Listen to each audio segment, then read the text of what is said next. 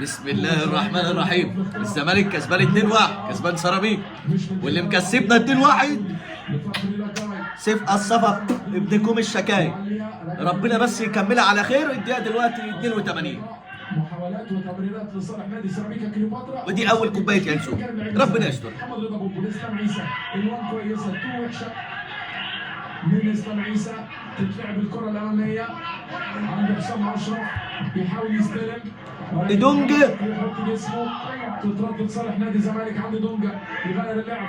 مصطفى شلبي، هو شلبي بيلعب ممكن الزمالك يخلص يا لان المساحات في اوكازيون، مساحات لصالح نادي الزمالك. مصطفى شلبي يلعبها لمحمود بن طايب، يلعبها ورا لعبد الله السعيد. عمر في لاعب واقع على الارض هو محمد شكري، في لاعب من الزمالك. مين اللي واقع؟ يا رب يكون دول. لا ربنا يشفيه طبعا، يشفي الجميع. مين اللي واقع؟ خلينا نشوف هو دونجا ولا مين. حلو حلو، لازم ندوس بالتالي.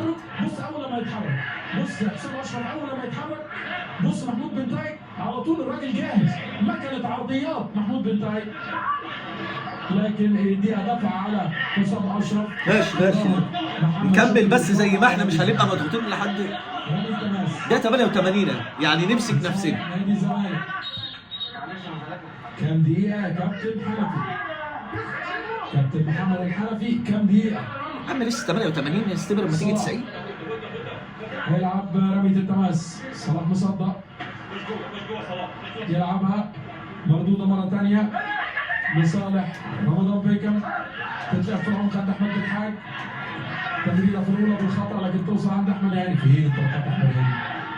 مفيش انطلاقاته في هذا اللقاء اللي في الجبل اليمني اللي دايما بيكمل ويعمل مشوار.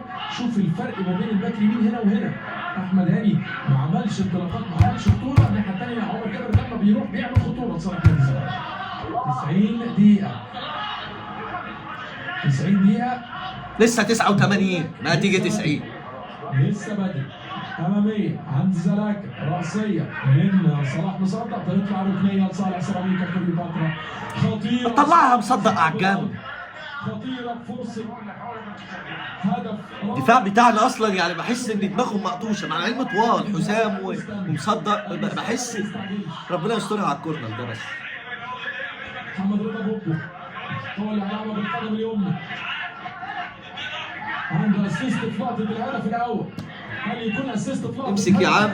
بتلعب الكره العرضيه لكن طلع بقى. سعيد واحد من نجوم اللقاء عبد الله. نجوم ايه؟ ماشي يلا مش مهم. هدف ثاني لصالح نادي الزمالك. يلا يا اسطى. المساحه حسام يلعبها ناحيه حلو خطيره عند عبد الله السعيد. يلا يا عمر. عبد الله الزمالك لفرصه هدف ثالث، الزمالك يخلص هنا 3 نقاط. عبد الله مين انت مين اللي شالها من الجون دي؟ لعبت بالمزوره، قال لك روح وخلص، قال لك هات الثلاث نقاط من دلوقتي، ممكن يرفضها ويشتتها ولا يرجع مدافع لصالح سيراميكا. مين دي؟ من عرضيات عبد الله، من لمسات عبد الله. عبد الله عرضها كده، المفروض تتلعب كده.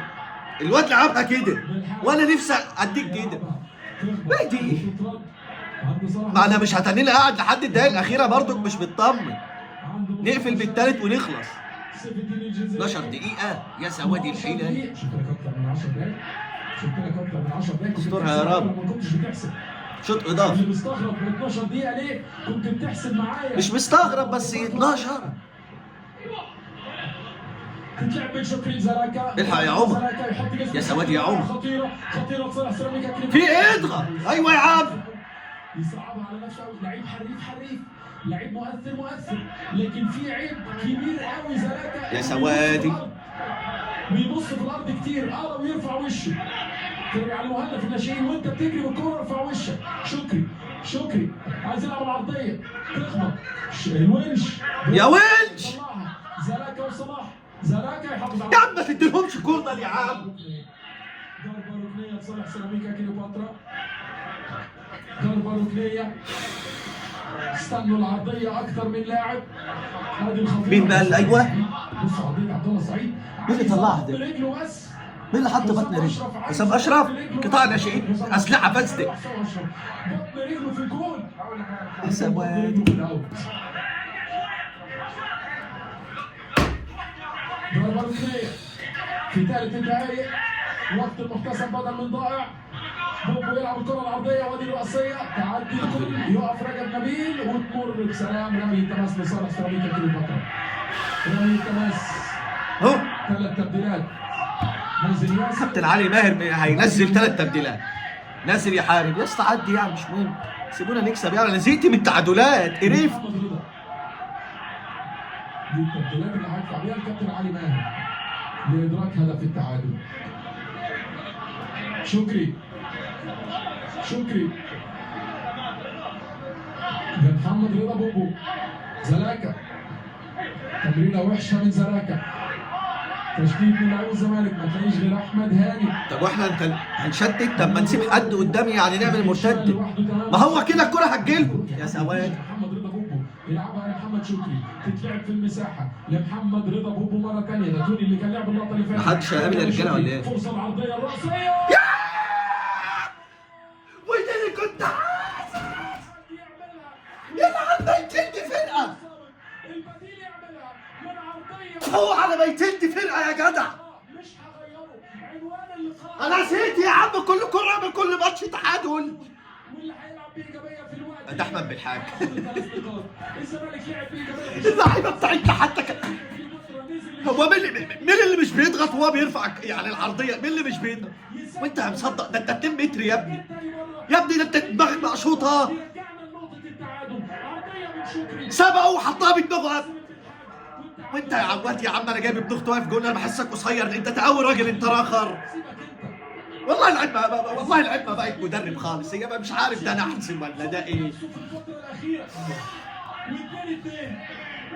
ولسه الماتش فيه. طمعنا في هدف ثالث، طمعنا في هدف رابع، ودلوقتي نطلع في هدف خامس. 12 دقيقة وقت ده ممكن يكسبوا كمان.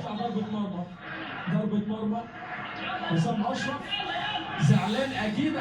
زعل ده قطاع ناشئين يتولع فيهم. الواد جاله الجول فاتح حسام اشرف ده بيعرضها بيلعب قصاد ده. تستقبل كرة من عبد الله السعيد. دواء سريعة قوية، لكن برضه حسام والله أشرف تعبت. هداف. بالله تعبت. هي الكرة كلها طب انا نفسي اعرف بعد التعادل ايه في خسارة. طب ما نخسر يا عم نخسر، يلا نخسر احسن. بس انا زهقت من التعادل تقرف. تاني العجل البرتغالي اللي مش ابو لغد دي قرفني من التعادل. في ايه يا كابتن ايمن؟ اللوم مش عليك والله. والله اللوم عليك. هو فرقة فاضية اصلا. فرقة كلها بقى.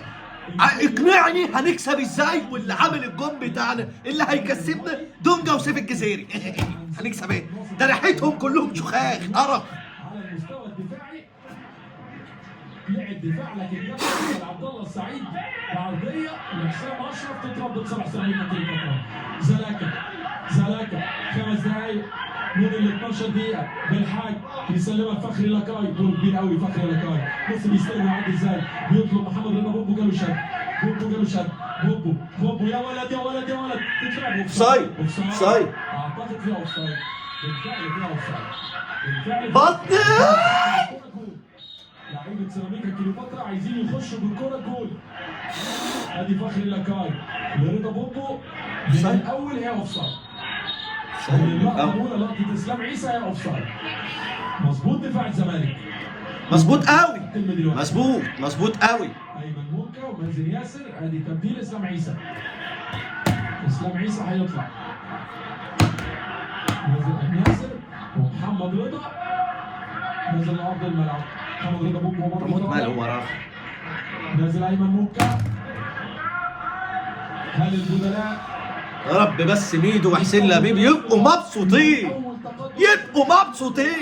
يعني اما اجي كده اي مدرب يجي يمسك الزمالك يجي يبص على الدكه. ابن ايمن عبد العزيز، ابن ميدو، ايشو. دي مش فرقه محترمه، دي فرقه مهرجانات. والفرقه كلها بقى عندها سكواد واديله. سيراميكا بتنزل بالتسع لعيبه معروفين يشيلوا اي فرقه. سيراميكا انا رايح في داهيه. والله انا رايح في داهيه. الكونفدراليه ده السنين اللي جايه مش هشمها. كله عمال يدعم ويدعم. ما تقلقوش معانا الحاجات مفتوحه. الهي تنفتح يا ميدو اكتر ما انت مفتوح بتاع الخرابات انت. مازن ياسر واحد من الحريفه. مازن ياسر بالقدم اليسرى اللاعب في الجونه من قبل. عبد الله السعيد يلا يا حاج عبد الله يلعبها لمصطفى شلبي عايز يعدي 1 على 3 ويرجع لورا. محمود بن طايق يلعب الكره العرضيه. فرصه للزمالك. ولكن تمر بسلام على مرمى محمد بسام. يرجع لشكري، يعدي شكري، تطول منه الكرة. طب يلا احنا كتير قدام اهو. مين اللي بصل مصلنا دي؟ مين ده؟ يجيبها مصطفى شلبي ويسيبها عشان تبقى عمليه تماثل. في لاعب من سيراميكا كليوباترا واقع على الارض. في لاعب واقع على الارض. خبط في اللقطه اللي فاتت. ادي الكابتن علي لا ماهر. حول ولا قوة إلا بالله. هيزيد وقت. لا حول ولا قوة إلا بالله. أبو الصحاب عامل إيه؟ يا رب تكون كويس. حاولت أهدى وأمسك نفسي والله، وخدت بريك ورحت صليت وجيت كمان. يعني بحاول على قد ما أقدر أكون هادي في اللي أنا هقوله النهاردة. بس قبل ما أبدأ أبو الصحاب حابب أشكر إخواتي، يعني ده بعد فضل ربنا صوتنا اللي بيوصل. يعني وصلوا الفيديو اللي فات 10,000 لايك ل 11,000 لايك. شكرا ليكم اللي انتوا بعد فضل ربنا بتخلي صوتنا يوصل لعدد كبير من الناس. تعال بقى نخش في مباراة الزمالك وسيراميكا، علشان حابب اقول كلمتين مهمين. نادي الزمالك في حاجة غلط، اللي هم مين؟ ابو شراط دول. ما اعرفش ايه فكرة الاشراط ايه. انت اقرع وبشورت يعني في السن دي، يعني يا كابتن احمد سليمان انت يعني انت يعني ما في فرح ما شفتكش الا فيه طهور اي احمد كده مش عارف على زميلك، وهم شباب يعني رنا مش عارف مين ومش عارف ما حدش يعني اصلا لهم علاقات لا تلاقي عارفهم. ده انت علاقاتك كبيره قوي. طب ما انت بعلاقاتك دي ما تجيب لنا لعيبه كويسه. ما انت اللي جبت لنا مشلاك ولبستهن ولبست لنا قضيه. والكابتن المتصاب التاني ابو شرط بنفسجي اللي خاربين النادي احنا رايحين في داهيه. افهم يا عم. يا عم الفرقه كلها عماله تدعم، انا رايح في داهيه. انا زهقت من كلمه تعادل دي. ده انا حرفيا مش عايز جلده، ده انا عايز خرطوم مطاف يقفل التنقيط ده. تعال احكي لك اللي حصل في المباراه يا ابو صحاب، عشان معانا مواضيع كتيره النهارده في الفيديو، ممكن يبقى طويل شويه. بس كالعاده شكرا ليك، واتمنى نوصل برضك الفيديو 10,000 لايك. وزي ما قلت لك احنا هنقدر، بالفعل احنا نقدر. وشكرا للناس على مجهوداتها، الناس اللي اشتركت معانا في القناه، الناس اللي مش متابعانا حتى كمان. فبطلب منك ان انت تتابعنا عشان اي فيديو ننزله يجي لك اشعار بيه. فما تنساش برضك بالصحاب سلسله ال 10,000 ما نقلش عنها. نبدا باول حاجه. نادي الزمالك جاب جون في سيراميكا. جاب جون عباره عن ايه؟ جون غلطه بسام لما ناصر منسي دخل جاب. بس الجون الثاني جبناه عن ايه؟ لا حول ولا قوة إلا بالله العلي العظيم. احنا هنيجي للاجوان اللي دخلت فينا دي لوحدها، والاجوان اللي احنا جبناها دي لوحدها. جبنا الجون الثاني. الجون الثاني عبارة عن مين؟ دونجا، لا حول ولا قوة إلا بالله. وسيف الجزيري، لا حول ولا قوة إلا بالله. وجون غلط تحكيميا. وهفضل اقول لك اهو، هاي بتوع التحكيم انتوا فين؟ يا بتوع نظرية المؤامرة. لا تقولي بقى، تقولي لا تقولي. امبارح الاهلي اتظلم على عينك وعرف يكسب اهو. التحكيم جه معاك وما عرفتش تكسب. جه معاك الجول التماجم من صينان كله. يعني انت شايف ان دونجا وسيف الجزيري هيكسبنا ايه؟ لازم يحصل فيه حاجه غلط. اللي انت زي شايف في الصوره اللي قدامك الكره اتلعبت طويله من دونجا. شوف كده ايد الجزيري، اي تلامس في الهواء ده قانون. اي تلامس في الهواء وقف فاول، وقف على طول. لا الجزيري مش كده كمان، ده هو عامل بايده. ده الكره عدت له، بص الكره معديه مكمل بايده وفارد. ده مش تلامس، ده زق خالص. وكمان احمد بيكهام ناطط في الجو. يعني اي تلامس بيختل التوازن بتاعه. الجزيري خدها وقام رايح مسجل. الحكم رجع للفار ما عملش حاجه وحسبهولك. فين بقى بتوع نظريه المؤامره والتحكيم؟ قلت لك تحكيم اليوم ليا ويوم عليا، وهيكسبك وهيكسبك ويخسرك. فبلاش ده يبقى شماعتك، علشان دي المجلس اللي موجود بيصدرها لك وانت بتشتري المنتج التافه ده، منتج الفشل. فشل في كل حاجه. العاب صالات، كره قدم، باليه مائي، نسوان، كل حاجه مصدرها لك وانت قاعد. انتم مؤامره علينا مش مؤامره. حرام عليكم بقى، النادي رايح في داهيه. نيجي بقى للاجوان اللي دخلت في الزمالك. واحد بيراهن واحد تقاوي راجل والله بجد والله. الجون الاول اللي دخل فينا محمد صبحي يقفل الضيقه. يعني اسلام عيسى قام حاططها في الضيقه وانت المفروض تقفل الضيقه. قام ماسك ايده اصابه. هو شكله كان مراهن ايه؟ ماشيه تعادل 1-1. قال لك جبرت على كده، انا مراهن على كده. وقام طالع محمد صبحي ماشي. نزلنا واحد قطاع ناشئين 2005. إيه انا عايز افهم بس. ده شكل جون. الجون الثاني اللي اتعادلوا بيه سيراميكا ده شكل جون بالله. يعني ده شكل جون تحت العارضه. تخيل هيديك الكادر اللي بعده كده بيعمل تراي. يعني كده عواد كبر في الجون. يعني تخيل ده حجمه في الجون. سيبك منه ولا مش منه، بس بقول لك التراي بتاعه عامل ازاي. عواد انزل العب مع الناشئين يا عم. سيبك من الكوره، سيبكم من الكوره خالص. واصلا الفريق كله عايز يتغربل. واحد هيقول لي ايه اللي حصل في المباراه تاني بس.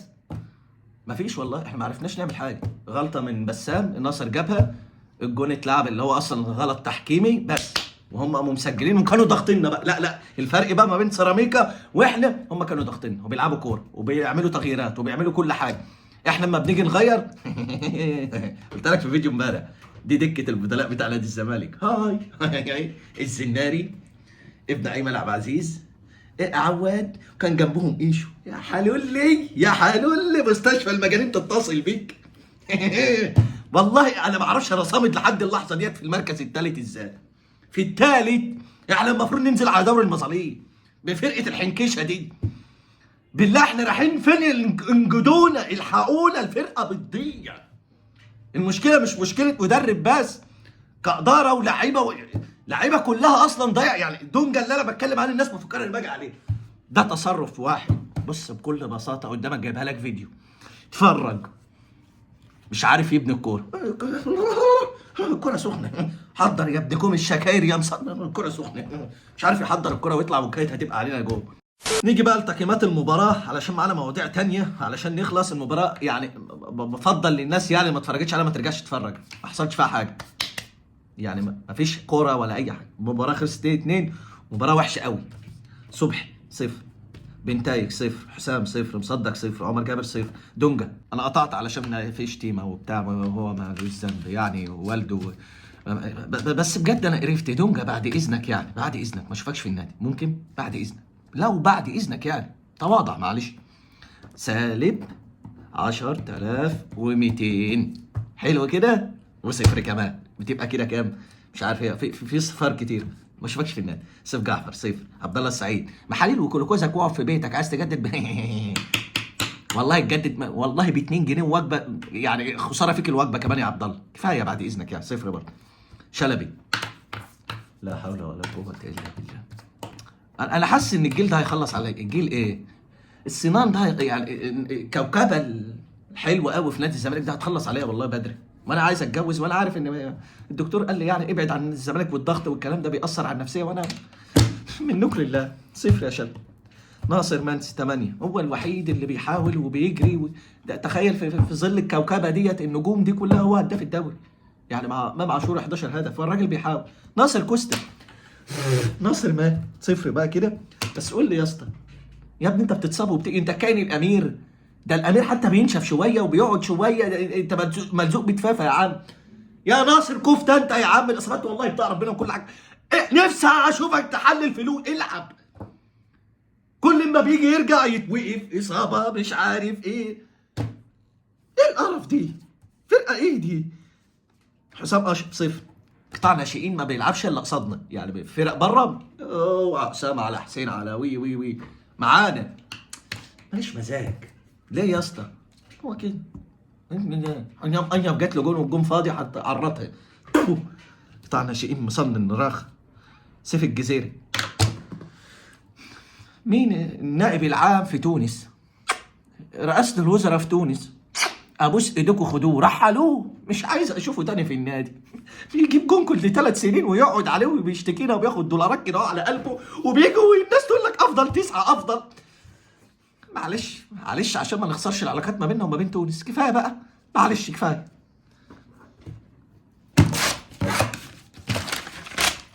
ده تحكيمي ليك بالقلم كمان. يلا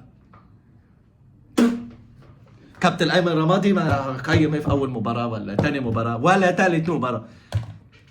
ده كان الكلام عن مباراه الزمالك وسيراميكا. ونيجي بقى يا زوادي الحلال، الاهلي خد الدوري. انا بقول الاهلي لسه هياخد، خدوا بالمصحف. مش بلاش حلفان، بس اللي حصل البنك عملت ايه بجد؟ ادت فيزا بالحجم الكبير 4 ايه بقى؟ في عنصر مشترك ما بينهم، ما انتش واخد بالك؟ الاول محمد ابراهيم، الثاني اسامه فيصل، الثالث مدبولي، هو الرابع النور بس زائد اسيست سيد نيمار. واخد ابنائنا بنربيهم عندنا في حب الاهلي، واخد بالك؟ سلكان والله العظيم ما شفت كده. وهيقعدوا بقى اللي كانوا بيقولوا بقى مستنيين مباراه الزمالك مع بيراميدز ده هيفوت، مش مستنيين خلاص. هم عارفين اصلا اللي هم راميين فوطه اصلا الزمالك اي فرقه الفتره الاخيره حرفيا انت شايف ايه اللي بيحصل فيه. فكانوا راميين الفوطه دي، ده كان على امل، بس البنك خلص. وبالفعل تعظيم سلام للكابتن طارق مصطفى اللي كنت اتمنى يمسك نادي الزمالك بجد والله. بالصحاب الاهلي هفضل اقول لك اللي بيسعى وبيشتغل ربنا بيكرمه. وانت شفت قلت لك قبل كده اما خرج في نهائي افريقيا في الوداد، فاكر عمل ايه؟ راح كاس عالم للانديه، نواياهم سالكه بيتشطفوا ويصلوا الفجر حاضر. الشايف بيعملوا ايه؟ والله بجد بتسلك كده، بتسلك. فاركو يوقع بيراميدز، بنك الاهلي يوقع بيراميدز، يوقعهم ايه؟ محتاجين نقطه ولا 3 وخد على عينك. والبنك محتاج عشان يخش كونفدراليه. وانا خلي بالي يعني الماتشات اللي جايه يعني ممكن او اقع ممكن مصر يخش وبتاع، لان الماتشين اللي جايين وقعتهم هروح في داهيه برضه، ما ينفعش اقع. المهم يعني يا بالصحاب بيراميدز ما كانتش تستحق المكسب في المباراه. اتفرجت على المباراه من اولها لاخرها وانا كنت متاخر بسبب كده، مستني المباراه. والاهلي يستحق الفتره الاخيره ان هو خلاص بدا يخش في الاجواء ولا مركز في الدوري، تك تك تك يخش على الفرق، ياخد المباراه، ياخد ال3 بونت، اداء فوز نتيجه. دلوقتي بيراميدز هو اللي بقى مضغوط، اما الاهلي يركز له في الدوري ركبه بقت ترتعش كده. والصراحه مبسوط في بيراميدز، وهفضل اقول بيراميدز لو ده بطوله دوري اي حاجه هيجز ان هو عايزها. هي هتفرق ايه الاهلي 54 55؟ هتفرق ايه من 43 دوري 44 دوري 5؟ مش هتفرق حاجه. اللي هتفرق ده لو ده طعم الفوز هيعمل فيك ايه. انت بقالك 3 سنين اهوت هو دايس على وشك، خد منك المركز الثاني. يعني انا بقالي 23 سنه ما اخدش بطوله افريقيا، ممكن اقعد 23 سنه احارب على المركز الثاني، مش اروح افريقيا باللي انا بشوفه ده.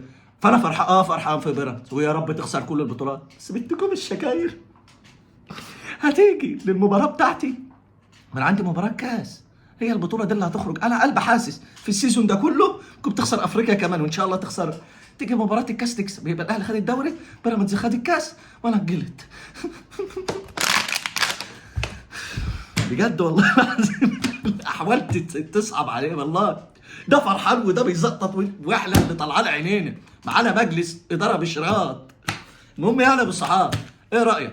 الاهلي يستحق الدوري ولا لا؟ ولا هتفضل تقول لي مؤامره وضغطه المباريات وال3 نقط بتوع نهايه الموسم وكل مره الاهلي بيرجع وبيدوس وبيكسب؟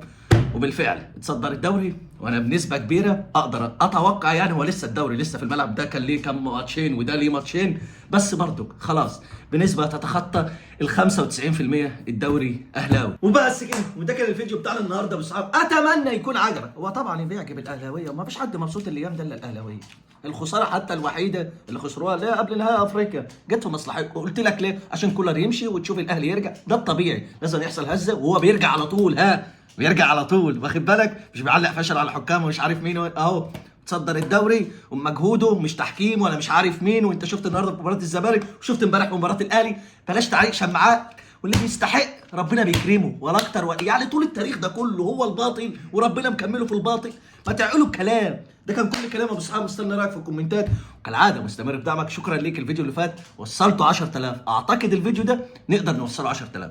شكرا ليكم. واللي لسه ما اشتركش يا ابو صحاب الكاريزما لازم تشترك عشان اي فيديو نزله يجي لك اشعار بيه. وانا بقول كفايه كده، وان شاء الله نتقابل في فيديوهات جديده. وسلام.